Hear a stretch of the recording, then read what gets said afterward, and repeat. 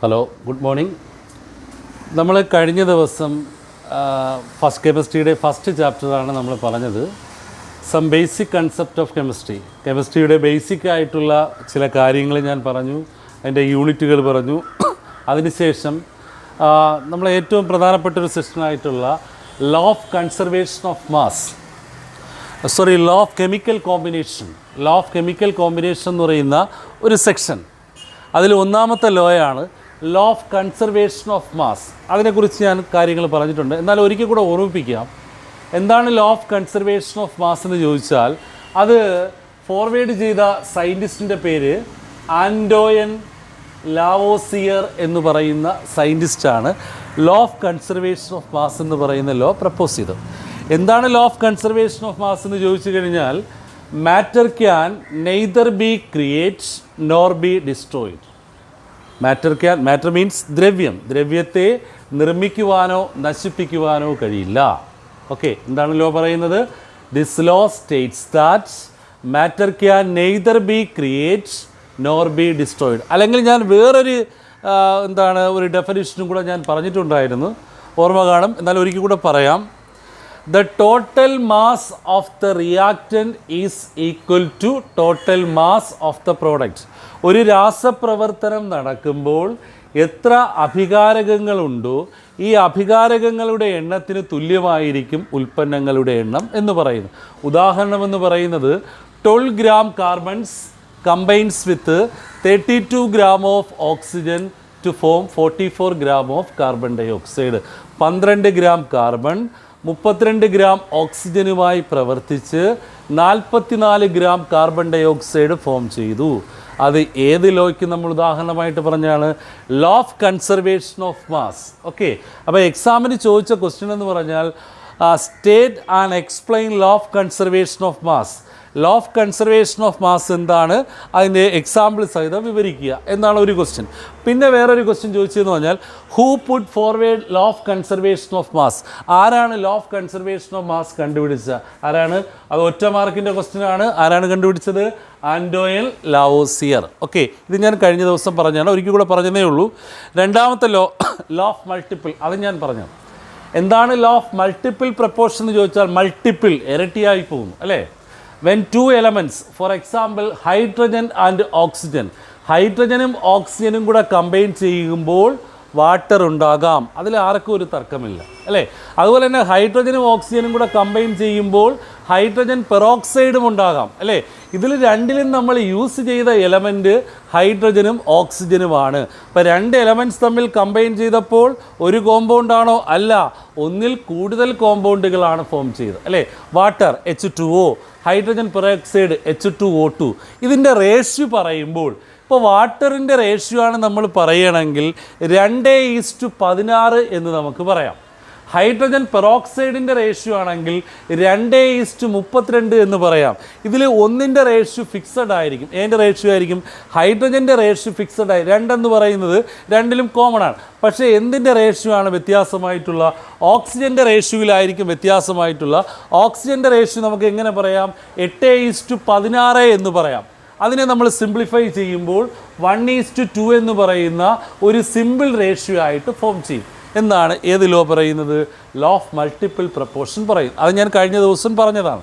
Okay, ഇനിയാണ് നമുക്ക് പറയേണ്ടത്, ഇത് രണ്ടും കഴിഞ്ഞ ദിവസം നമ്മൾ ഡിസ്കസ് ചെയ്തതാണ്. മൂന്നാമത്തെ ലോ എന്ന് പറയുന്ന ലോ ഓഫ് ഡെഫിനിറ്റ് പ്രപ്പോർഷൻ. എന്താണ് ലോ ഓഫ് ഡെഫിനിറ്റ് പ്രപ്പോർഷൻ എന്ന് ചോദിച്ചാൽ, എ ഗിവൺ കോമ്പൗണ്ട് എന്ന് പറഞ്ഞാൽ എന്താ? തന്നേക്കുന്ന compound always contain, always means എല്ലായ്പ്പോഴും, കണ്ടെയ്ൻ മീൻസ് അടങ്ങിയിട്ടുണ്ട് അല്ലേ? A given compound always contain exactly the same proportions of elements by weight എന്ന് പറഞ്ഞാൽ, നമുക്ക് തന്നേക്കുന്ന കോമ്പൗണ്ടിനകത്ത് അതിൻ്റെ വെയ്റ്റ് എന്ന് പറയുന്നത് എങ്ങനെയായിരിക്കും? എക്സാക്ട്ലി സെയിം പ്രപ്പോർഷണൽ, ഒരേ അനുപാതത്തിലായിരിക്കും അതിൻ്റെ വെയ്റ്റ് നമുക്ക് കാണാൻ സാധിക്കുന്നു എന്നാണ് ലോ ഓഫ് ഡെഫിനിറ്റ് പ്രപ്പോർഷൻ പറയുന്നത്. ഇത് കണ്ടുപിടിച്ച ശാസ്ത്രജ്ഞൻ്റെ പേര് പഠിക്കുക, വളരെ ഇമ്പോർട്ടൻ്റ് ആണ്. Joseph Proust, PROUST. Joseph Proust എന്ന് പറയുന്ന സയൻറ്റിസ്റ്റാണ് ലോ ഓഫ് ഡെഫിനിറ്റ് പ്രൊപ്പോർഷൻ കണ്ടുപിടിച്ചത്. അപ്പോൾ എന്താണ് ലോ ഓഫ് ഡെഫിനിറ്റ് പ്രൊപ്പോർഷൻ പറയുന്നത്? വളരെ ഇമ്പോർട്ടൻ്റ് ആണ്. ഈ 5 നിയമങ്ങളിൽ ഏറ്റവും കൂടുതൽ ചോദിക്കാൻ സാധ്യതയുള്ള ഒരു ലോയാണ് ലോ ഓഫ് ഡെഫിനിറ്റ് പ്രൊപ്പോർഷൻ. ആരാണ് ലോ ഓഫ് ഡെഫിനിറ്റ് പ്രൊപ്പോർഷൻ കണ്ടുപിടിച്ചത്? ജോസഫ് പ്രോസ്റ്റ്. മറക്കരുത്, ജോസഫ് പ്രോസ്റ്റ്. എന്താണ് ലോ പറയുന്നത്?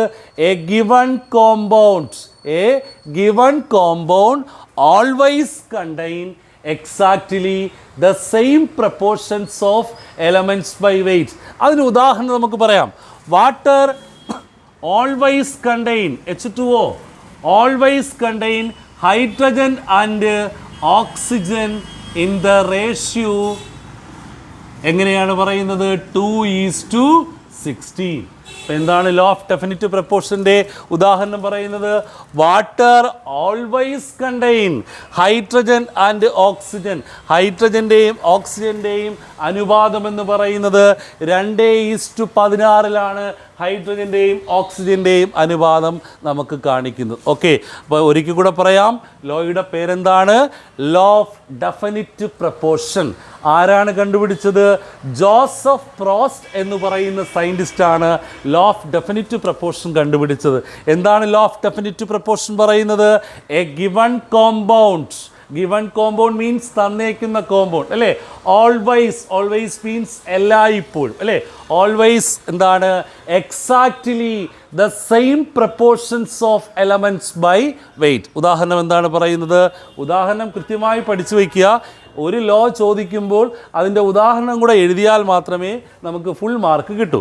അപ്പോൾ എന്താണ് ലോ ഓഫ് ഡെഫിനിറ്റ് പ്രൊപ്പോർഷൻ്റെ ഉദാഹരണം പറയുന്നത്?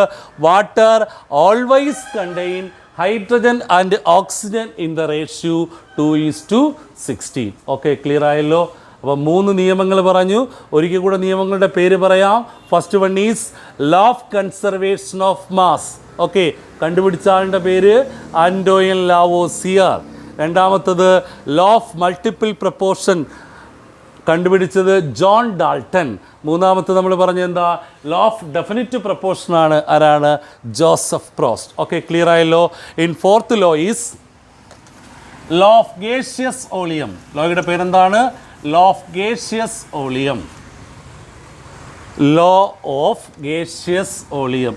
Law of gaseous volume. ഇത് പ്രപ്പോസ് ചെയ്ത സയൻറ്റിസ്റ്റിൻ്റെ പേര് ഗേ-ലൂസാർട്സ് എന്നാണ്. എന്താണ്? മറക്കരുത്, ആരാണ്? ഗേ-ലൂസാർട്സ് എന്ന് പറയുന്ന സയൻറ്റിസ്റ്റാണ് ലോ ഓഫ് ഗേഷ്യസ് ഓളിയം പ്രപ്പോസ്. എന്താണ് ലോ പറയുന്നതിന് മുമ്പ് ഞാനൊരു എക്സാമ്പിൾ പറയാം, ഒരു കുഞ്ഞ് എക്സാമ്പിൾ പറയാം. ഓക്കെ, നോക്കുക.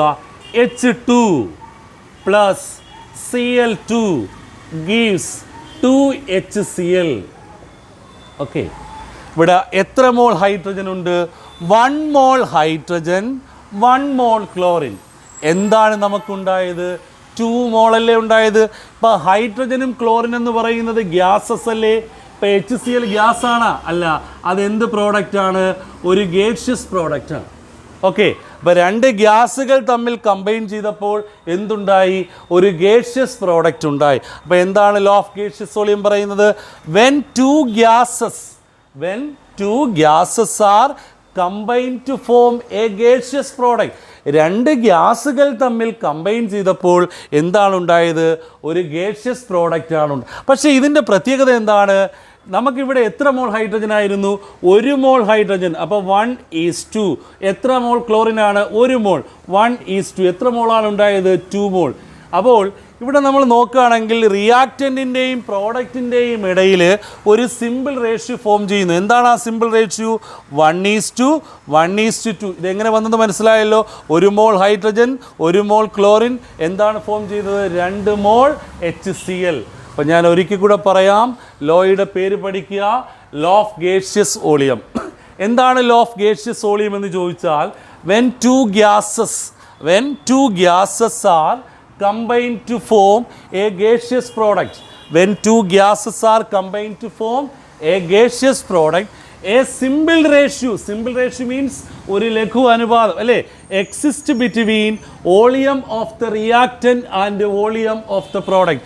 റിയാക്റ്റൻറ്റിൻ്റെയും പ്രോഡക്റ്റിൻ്റെയും ഇടയിൽ ഒരു സിമ്പിൾ റേഷ്യോ ഫോം ചെയ്യുന്നു. എന്താണ് ആ സിമ്പിൾ റേഷ്യോ എന്ന് പറഞ്ഞാൽ 1:1:2 എന്ന് പറയുന്ന ഒരു സിമ്പിൾ റേഷ്യോ ആയിരിക്കും റിയാക്റ്റൻറ്റിൻ്റെയും പ്രോഡക്റ്റിൻ്റെയും ഇടയിൽ ഫോം ചെയ്യുന്നത്. ഓക്കെ, എന്താണ് ലോയുടെ പേര്? Law of gaseous volume. Clear ആയല്ലോ? ആരാണ് പ്രപ്പോസ് ചെയ്തത്? ഗേ-ലൂസാർട്സ്. ആരാണ് ആ സയൻറ്റിസ്റ്റ് പേര്? ഗേ-ലൂസാർട്സ്. അപ്പോൾ ലോയുടെ പേരെന്താ? Law of gaseous volume. ഒരിക്കൽ കൂടെ പറയാം. ഈ എക്സാമ്പിൾ നമ്മൾ കാണുകയാണെങ്കിൽ നമുക്ക് പെട്ടെന്ന് പറയാൻ പറ്റും. അതുകൊണ്ടാണ് ഞാൻ എക്സാമ്പിൾ തന്നെ എഴുതിയത്. 2 ഗ്യാസുകൾ H2Cl2 നമുക്കുണ്ടായത് HCl. അതൊരു ഗേഷ്യസ് പ്രോഡക്റ്റ് ആണ് അല്ലേ? When 2 gases are combined to form a gaseous product, a simple ratio exists between volume of the reactant and volume of the product. Okay, clear ആയല്ലോ? In last law is, ആ ലോയുടെ പേരാണ്, അത് നമ്മൾ 10ാം ക്ലാസ്സിൽ പഠിച്ചിട്ടുള്ളതാണ്. അതിൻ്റെ പേര് അവോഗാഡ്രോ ലോ എന്നാണ്. Okay, എന്താണ് ലോയുടെ പേര്? Avogadro law. ഇതാരാണ് പ്രപ്പോസ് ചെയ്തതെന്ന് നമുക്ക് തന്നെ അറിയാം. ആരാണ്? ആ സയൻറ്റിസ്റ്റിൻ്റെ പേര് അവോഗാഡ്രോ എന്നാണ്. ഓക്കെ, അവോഗാഡ്രോ നമ്പറൊക്കെ അറിയാമല്ലോ, അതൊക്കെ ഞാൻ കഴിഞ്ഞ ദിവസം പറഞ്ഞിട്ടുണ്ടായിരുന്നു. അവോഗാഡ്രോ ലോ നമ്മൾ പഠിച്ചിട്ടുള്ളത് V പ്രപ്പോർഷണൽ ടു N. 2 ടേമുകളുണ്ട് P, T എന്ന് പറഞ്ഞാൽ നമ്മൾ 10ൽ പഠിച്ചിട്ടുള്ളതാണ്. At constant temperature and pressure. ഇവിടെ 2 ടേമുകൾ കോൺസ്റ്റൻ്റ് ആയിരിക്കും. ആരൊക്കെ ആയിരിക്കും? ടെമ്പറേച്ചറും പ്രഷറും കോൺസ്റ്റൻ്റ് ആയിരിക്കും. At constant temperature and pressure equal അല്ലെങ്കിൽ volume of a gas is directly proportional to number of moles. അപ്പോൾ എന്താണ് ലോ പറയുന്നത്? ടെമ്പറേച്ചർ സ്ഥിര ഊഷ്മാവിലും മർദ്ദത്തിലും സ്ഥിതി ചെയ്യുന്ന ഒരു നിശ്ചിത മാസ് വാതകത്തിൻ്റെ വ്യാപ്തം എന്ന് പറയുന്നത് മോളുകളുടെ എണ്ണത്തിന് ആനുപാതികമായിരിക്കും എന്നാണ് അവോഗാഡ്രോ ലോ പറയുന്നത് അല്ലേ?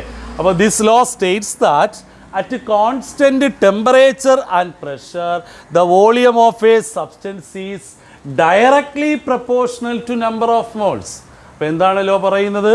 ലോ എങ്ങനെയാണ് പറയുന്നത്? This law states that at constant temperature and pressure the volume of a substance is directly proportional to number of moles എന്ന് നമ്മൾ വേറൊരു രീതിയിലും കൂടെ നമ്മുടെ ടെസ്റ്റിൽ അതിനൊരു ഡെഫിനിഷൻ കൊടുത്തിട്ടുണ്ട്. അപ്പോൾ ഒരു സംശയം വരരുത്.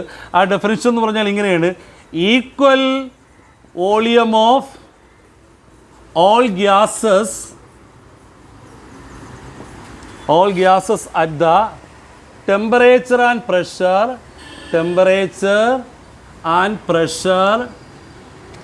should contain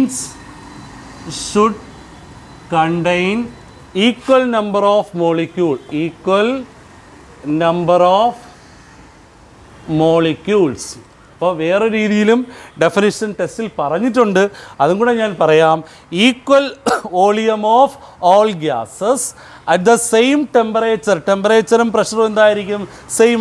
should contain means തീർച്ചയായും അടങ്ങിയിട്ടുണ്ട് equal number of molecules. Okay, അപ്പോൾ 2 രീതികളിൽ ആ ഡെഫിനിഷൻ ഉണ്ട്, ശ്രദ്ധിച്ചോളാം. ഇത് നമ്മൾ 10ാം ക്ലാസ്സിൽ പഠിച്ചിട്ടുള്ള ഡെഫിനിഷൻ. ഇത് നമ്മളിപ്പോൾ +1 ടെസ്റ്റിലുള്ള ഡെഫിനിഷനാണ്. അപ്പോൾ എന്താണ് അവോഗാഡ്രോ ലോ പറയുന്നത്? Equal volume of all gases at the same temperature and pressure should contain equal number of molecules. Okay, clear ആയല്ലോ? അപ്പം 5 നിയമങ്ങളാണ് നമ്മൾ പ്രധാനമായിട്ടും പറഞ്ഞത്. ഏതൊക്കെയാണ് ആ നിയമങ്ങളെന്ന് പറയുന്നത്? ഒരിക്കൽ കൂടെ ഞാൻ പറയാം. ഈ 5 നിയമങ്ങളിൽ ഒരു ക്വസ്റ്റ്യൻ കൃത്യമായും എക്സാമിനുണ്ടായിരിക്കും. അതുകൊണ്ട് കൃത്യമായി ശ്രദ്ധിച്ചു പഠിക്കുക. ഫസ്റ്റ് ലോയുടെ പേര് law of conservation of mass എന്നാണ്. അത് കണ്ടുപിടിച്ച ആളുടെ പേര് ഒരിക്കൽ കൂടെ പറയാം. എന്താണ്? ആന്റോയിൻ ലാവോസിയർ എന്ന് പറയുന്ന സയൻറ്റിസ്റ്റാണ്. രണ്ടാമത്തെ ലോയുടെ പേരെന്താ? ലോ ഓഫ് മൾട്ടിപ്പിൾ പ്രപ്പോർഷൻ എന്നാണ്. ആരാണ് കണ്ടുപിടിച്ച? John Dalton. ഓക്കെ, അടുത്ത third one law of definite proportion ആരാണ്? ജോസഫ് പ്രോസ്റ്റ് എന്ന് പറയുന്ന സയൻറ്റിസ്റ്റാണ്. അടുത്താണ് ലോ ഓഫ് ഗേഷ്യസ് വോളിയം. അത് കണ്ടുപിടിച്ച ആരാണ്? ഗേ-ലൂസാർട്സ് എന്ന് പറയുന്ന സയൻറ്റിസ്റ്റാണ്. ഓക്കെ അല്ലോ? Last one Avogadro law. Okay, ഓരോ ലോയും നമ്മൾ കൃത്യമായിട്ട് നിയമം പറയുകയും അതിൻ്റെ എക്സാമ്പിൾ സഹിതം നമ്മൾ എഴുതുക. ഓക്കെ, ഇന്ന് നമുക്ക് ഇത്ര കൊണ്ട് അവസാനിക്കാം. അടുത്ത ക്ലാസ്സിൽ അടുത്തൊരു ടോപ്പിക്കുമായിട്ട് നമുക്ക് വരാം. ഓക്കെ.